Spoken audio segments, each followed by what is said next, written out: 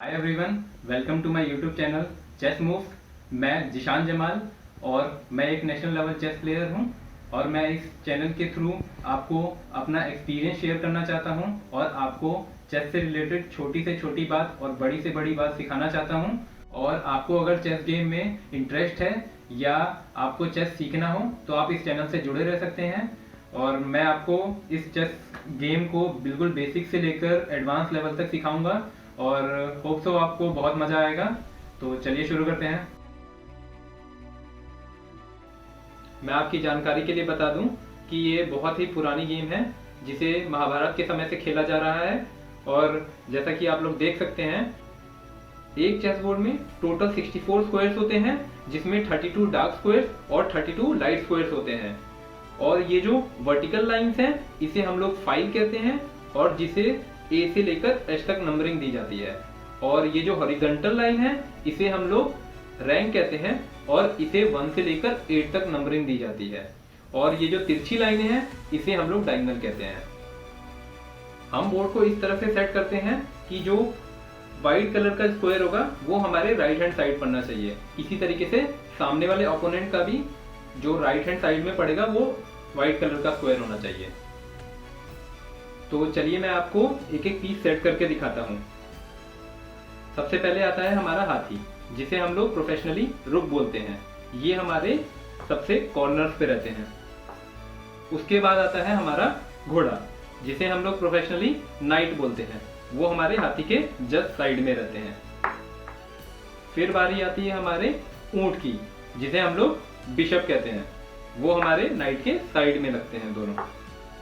फिर आता है हमारा क्वीन, जिसे हम लोग देशी भाषा में रानी बोलते हैं। और इसकी पोजीशन इस पे डिपेंड करती है कि ये जिस कलर की रहेगी वो उसी स्क्वायर पे हमारी रखी जाएगी। जैसे ये व्हाइट कलर की है तो ये हम लोग व्हाइट कलर के स्क्वायर पे इसे रखेंगे हम लोग। फिर आता है हमारा राजा, जिसे हम लोग किंग बोलते हैं। वो हमारी जस्ट जो बची हुई पोजीशन होगी उस पे रखी जाएगी। फिर आखिरी में आते हैं हमारे सिपाही, जिसे हम लोग पॉन कहते हैं। और ये हम लोग के पूरे सेकंड रैंक को कवर कर लेते हैं।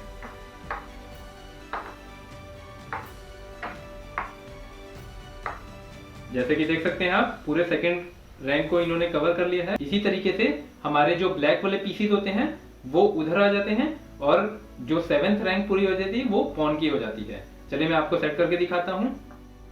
जैसा कि आप देख सकते हैं कि हमारी ब्लैक पीसेस भी सेट हो चुकी हैं और हमारे हर पीस के सामने सेम उसी तरीके का पीस रखा होता है। जैसे नाइट के सामने हमारा नाइट रखा हुआ है और किंग के सामने हमारा किंग रखा हुआ है, क्वीन के सामने हमारा क्वीन रखा हुआ है।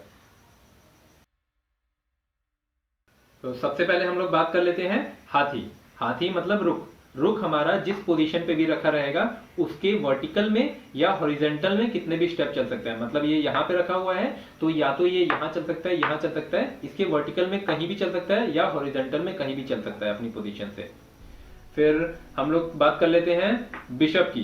बिशप मतलब ऊंट। ऊंट हमारा जिस पोजीशन पे भी रखा रहेगा उस पोजीशन के डायगोनली चलेगा हमेशा।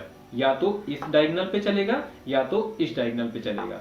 व्हाइट स्क्वायर वाले पे जो बिशप रखा रहेगा वो हमेशा व्हाइट स्क्वायर पे रहेगा और जो ब्लैक स्क्वायर वाले पे हमेशा बिशप रहेगा वो हमेशा ब्लैक स्क्वायर वाले पे ही चलेगा। तो चलिए अब बात कर लेते हैं क्वीन की। क्वीन हमारे लिए बहुत ही इंपॉर्टेंट हो जाती है क्योंकि ये रुक और बिशप दोनों के मूव चल सकता है। जैसे ये यहाँ पे रखा हुआ है तो बिशप की तरह ये किसी भी डायगोनल पे जा सकता है और रुक की तरह ये किसी भी हॉरिजॉन्टल या वर्टिकल लाइन पे चल सकता है। तो ये बहुत ही इंपॉर्टेंट पीस हो जाता है हमारे लिए। तो अब बात कर लेते हैं नाइट की। नाइट हमारा टोटल 2.5 मूव चल सकता है। अपनी पोजीशन पे वो खड़े रह के 2 मूव वर्टिकल या हॉरिजॉन्टल कहीं भी चल सकता है और जो आधा वाला मूव होगा वो उसके 90 डिग्री पे होगा। जैसे कि ये यहाँ पर है तो या तो ये हॉरिजॉन्टल चलेगा 1, 2 और इसके 90 डिग्री पे यहाँ चल सकता है या तो यहाँ चल सकता है। इसी तरीके से जैसे ये यहाँ पे खड़ा है तो इस हिसाब से 1, 2, 2.5 यहाँ भी होता है, यहाँ भी होता है। और वर्टिकल की बात कर ली जाए तो 1, 2, 2.5 यहाँ भी होता है और 2.5 यहाँ भी होता है। तो कहने का मतलब है नाइट हमारा अगर इस पोजिशन पे खड़ा है तो यहाँ यहाँ यहाँ यहाँ यहाँ यहाँ यहाँ और यहाँ चल सकता है। और यही एक ऐसा मूव होता है जो किसी भी पीस के ऊपर से जा सकता है। अगर इसके सामने पीस रखा होगा तो वो उसके ऊपर से कूद के चला जाएगा। तो अब बात कर लेते हैं किंग की, मतलब राजा की। राजा जिस भी पोजीशन पे होता है वहां से वो एक स्टेप चल सकता है किसी भी तरीके से। मतलब अगर ये यहाँ पर है तो ये इस डायरेक्शन में भी चल सकता है, यहाँ से ये इधर भी चल सकता है, इधर भी, लेकिन बस सिर्फ एक मूव खेलेगा वो राजा हमारा, ये चलता है। तो अब बात कर लेते हैं हम लोग पॉन की।